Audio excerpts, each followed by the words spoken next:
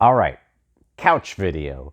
I've put my finger on it. I think I know why I like this.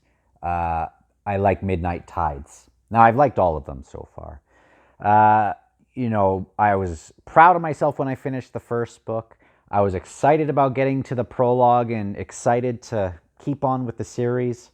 By the second book, in the third book, it was like, holy smokes, I'm starting to get answers. The fourth book was more just being amazed and excited about the Malazan world. But this one,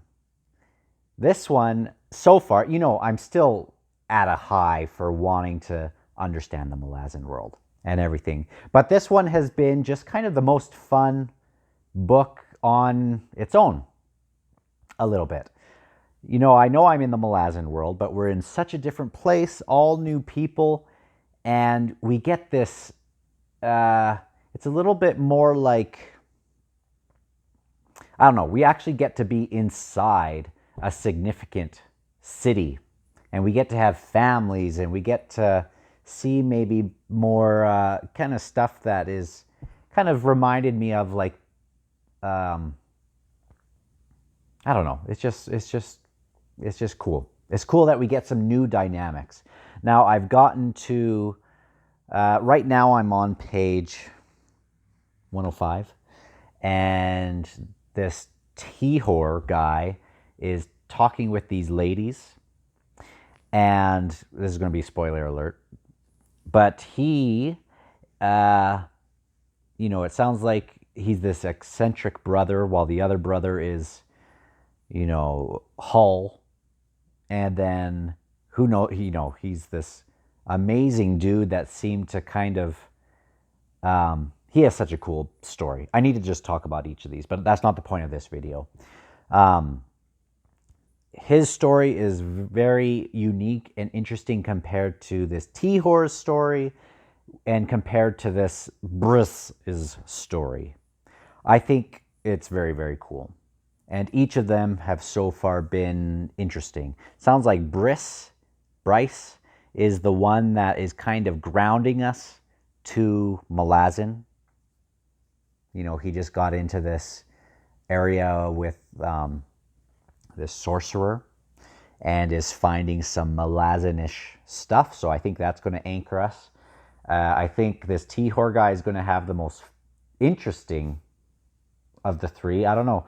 And then maybe Hull has to be the emotional whatever thwomp or whatever at the end of the book. So I don't know. That's what I'm guessing for those three. But as far as just interesting subplots on its own that aren't really, at least I don't see them Malazan lore related. They're just interesting with this T-Hor that's being told to improve the profits. They had 2,000, or improve their money. So they bought this house, this canal side house for 2,000 of these thirds, and they have 20. So that's a lot of money. And then they use this 30,000 thirds and want him to make 10 peaks, which is 10 million thirds. Now, I haven't done the math, but if that nice canal side place, and I don't know how nice really, but it seems like it was supposed to be a nice shop or whatever. I haven't even done the math to see what this 10 million thirds would be, because, I'm not good at that kind of math in my head. But they want him to do that to buy the rest of those islands. And then it says, you're insane. I started with 100 docks, and it darn near killed myself making a single peak. He didn't say darn, but keep it clean. And then the other one says, only because you were frivolous, T-Hol Bedict. You did it inside of a year, but you only worked a day or two every month. So I'm starting to wonder what his scam was, or whatever, what was his racket?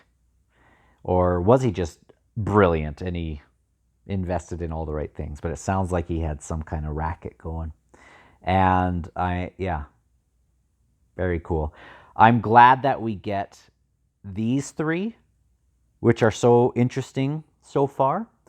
And then, of course, I'm interested in Troll's family, and I'm interested in this meeting that they're about to happen, and this flippin' spear in the ice fields. This has been um, really cool. First two chapters. Really cool. Maybe as far as if I was rating all of the first two chapters, I would say Gardens of Moon at the bottom, even though it was really cool. I liked that first chapter a lot, but I didn't understand it. Uh, maybe, yeah, Dead House second.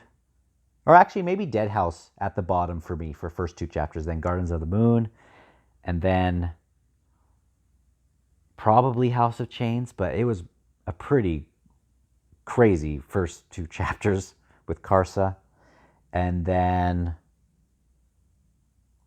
probably, Memories of Ice is why I even did this channel. Well, not open the channel, but to really dedicate a podcast to the series. So maybe that's got to be first. But man, these first two chapters were very cool as well. I guess I would do Memories of Ice because it had the crippled god. And finally we had like the main antagonist or whatever. But this was a cool start on its own. So that was more rambly than I meant it to be.